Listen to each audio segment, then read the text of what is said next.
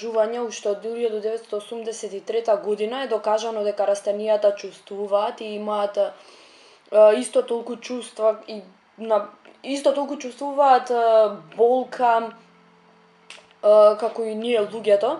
Мирисот кој го испуштаат цвеќињата, косената трева и останатите растенија сите мирисаат на нешто. Тоа можеби за нас луѓето е многу сладко и многу интересно, но тоа е всушност нивниот плач и нивниот начин со кој комуницираат со останатите растенија и бараат помош. Тоа е докажано со истражувања, така што на едно дрво е ставена хемиска супстанца која следниот ден била распространета низ на околните дрва.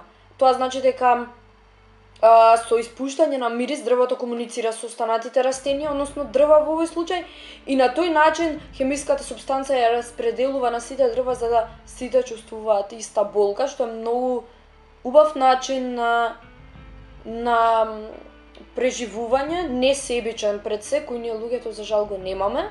Системот со кој тие плачат, бараат помош е наречен silent system, бидејќи ние луѓето не можеме да го слушнеме, но е докажано дека тој систем постои. Со тоа што мене ми се допаѓа што тие комуницираат на тој начин и на некој начин ја распределуваат својата болка и тоа е прилично cool. И на крајот од денот, ако гледаме од една себична точка за нас, ние сме